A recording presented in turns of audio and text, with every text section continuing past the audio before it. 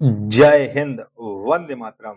स्वागत है आप सभी का आपके अपने YouTube चैनल जी के जीएस के भंडारा पर। अगर आप रेलवे के किसी भी एग्जाम की तैयारी कर रहे हो और रेलवे में अगर आपको सिलेक्शन लेना है तो साइंस आपको पढ़नी पड़ेगी। वो साइंस आपको पढ़ाने के लिए लगातार मैं आपके साइंस के अति महत्वपूर्ण प्रश्नों का प्रैक्टिस सेट करा रहा हूँ, जो आपके एग्जाम के लिए सबसे ज्यादा महत्वपूर्ण होने वाला है। तो आज के इस वीडियो में साइंस के एक और महत्वपूर्ण प्रश्नों की सीरीज में आज का अपना ये 54 नंबर का सेट है। इससे पहले मैं 53 सेट अपलोड कर चुका हूँ। उन्हें अगर अभी तक आप लोगों ने नहीं देखा है तो सारे सेट आपको प्लेलिस्ट में मिल जाएंगे। वहां से जाकर के आप एक एक करके देख सकते हो। अगर आप कोई वीडियो पसंद आए तो वीडियो को आप एक बार लाइक कर देना। चैनल को अभी तक आप लोगों ने सब्सक्राइब नहीं कर रखा होगा तो चैनल को आप लोग जरूर सब्सक्राइब कर लीजिएगा। तो चलिए फिर शुरू करते हैं। तो पहला प्रश्न आ जाता है कि ऑक्सीजन की उपस्थिति में सुक्रोज का CO2 एवं जल में ऊर्जा निर्मुक्त होने के साथ पूर्ण रूपांतरण होने को कहते हैं। तो इसे क्या कहा जाता है? एक का आंसर आपको बताना है कि एक का राइट आंसर है क्या हो जाएगा। तो फटाफट से बताओ कमेंट बॉक्स में। तो एक का जितने भी लोग दे रहे हैं ए ऑप्शन वायु श्वसन, ए ऑप्शन राइट आंसर हो जाएगा।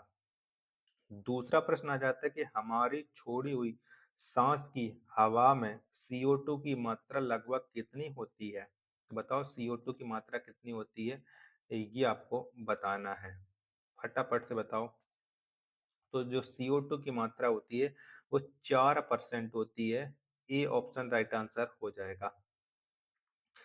तीसरा प्रश्न है आपके सामने, क्रेबक्स चक्र में किसका संश्लेषण होता है? बताओ किसका होता है। तो इसमें जो संश्लेषण होता है वो पाइरुविक अम्ल का होता है, यानी 3 का बी ऑप्शन एकदम इसका राइट आंसर है हो जाएगा। चौथा प्रश्न है आपके सामने कि नेफ्रॉन किससे संबंधित है? बताओ नेफ्रॉन का संबंध है वो किससे? तो विक्र से संबंध रखता है नेफ्रॉन। 4 का सी ऑप्शन राइट आंसर हो जाएगा। पांचवा प्रश्न है आपके सामने कि अपोहन का प्रयोग किस क्रिया को पूरा करने के लिए किया जाता है? तो कौन सी क्रिया को पूरा करने के लिए किया जाता है? तो अपोहन का जो प्रयोग है वो विक्र को पूरा करने के लिए किया जाता है। 5 का डी ऑप्शन राइट आंसर हो जाएगा। छठवां प्रश्न है निषेचन की क्रिया कहाँ होती है? बताओ कहाँ पर होती है?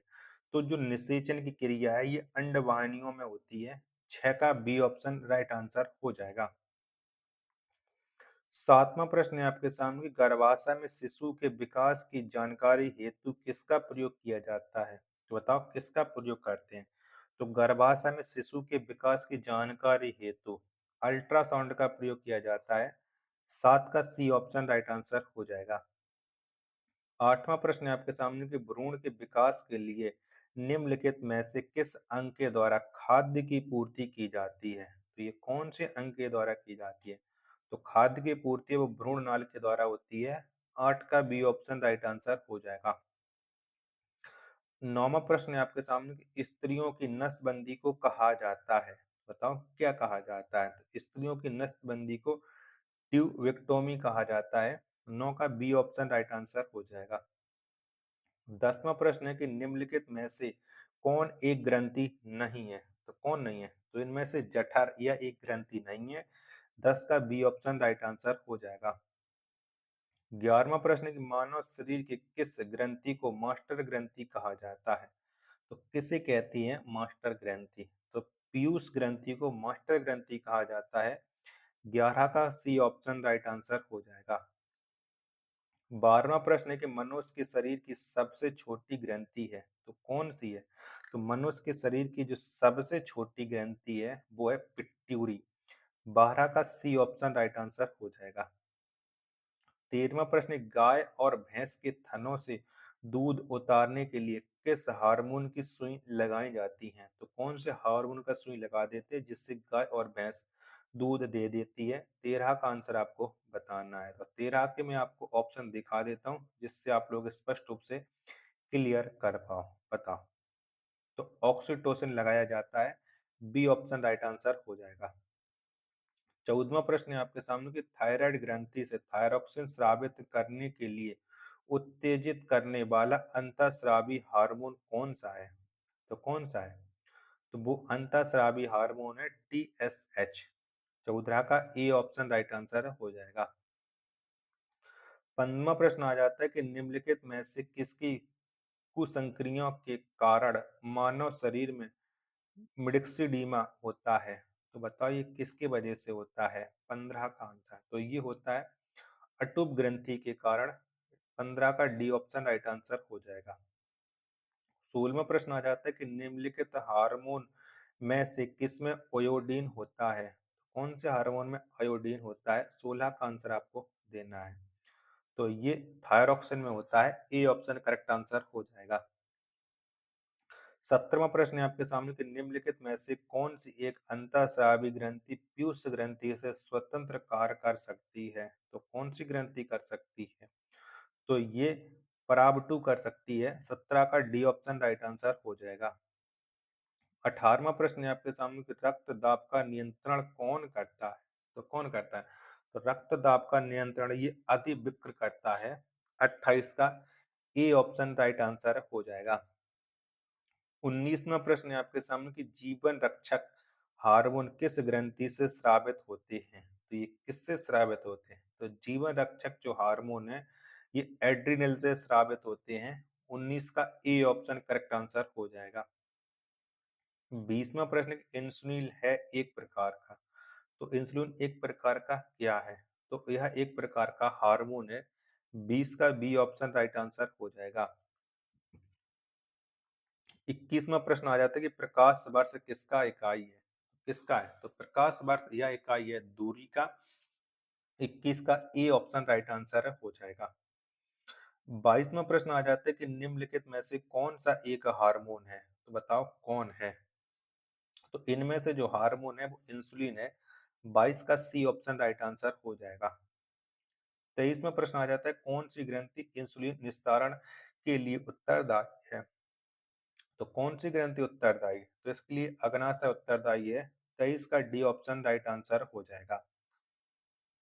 24वां प्रश्न आंख के किस भाग पर वस्तु का प्रतिबिंब बनता है। बताओ कौन से भाग पर बनता है। तो आंख के रेटिना पर वस्तु का प्रतिबिंब बनता है। 24 का डी ऑप्शन राइट आंसर हो जाएगा। 25वां प्रश्न कि मानव नेत्र में उपस्थित रेटिना में रंगों में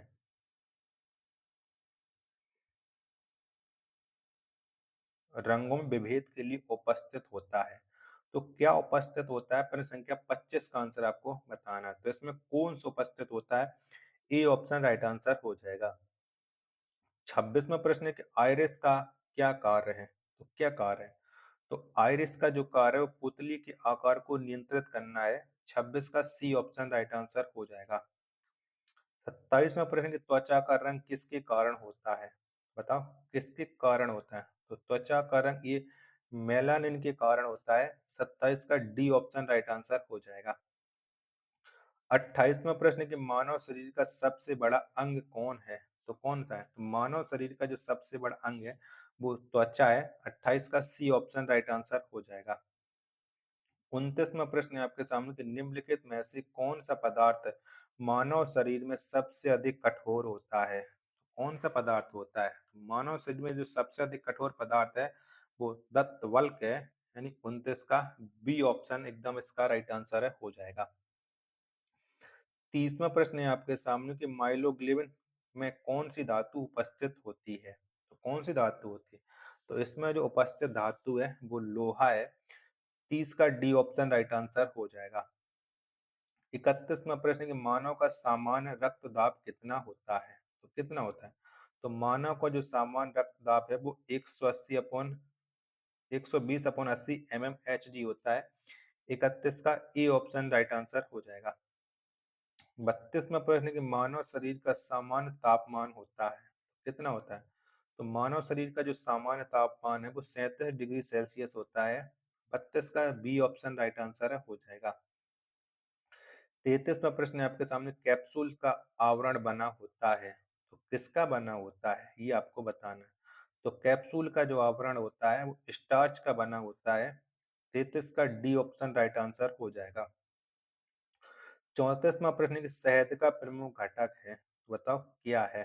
तो शहद का जो प्रमुख घटक है वो फ्रक्टोस है।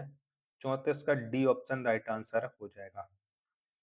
35वां प्रश्न कि शहद में मुख्यतः होते हैं, तो क्या होते हैं? तो शहद में जो मुख्यतः होते हैं, वो विटामिन होते हैं। 35 का डी ऑप्शन राइट आंसर हो जाएगा। 36वां प्रश्न है कि निम्नलिखित में से सर्वाधिक ऊर्जा प्रदान करता है, तो कौन करता है? तो इनमें से सबसे ज़्यादा जो ऊर्जा प्रदान करता है, वो कार्बोहाइड्रेट करता है। 36 का ए ऑप्शन राइट आंसर हो जाएगा। आशा करता हूँ कि आपको ये वीडियो पसंद आई होगी, तो वीडियो को आप एक बार लाइक कर देना। चैनल को अभी तक आप लोगों ने सब्सक्राइब नहीं कर रखा होगा, तो चैनल को आप लोग ज़रूर सब्सक्राइब कर लेना। मिलते हैं फिर अपने एक और next video, next practice set के साथ। तब तक के लिए धन्यवाद। जय हिंद, वंदे मातरम।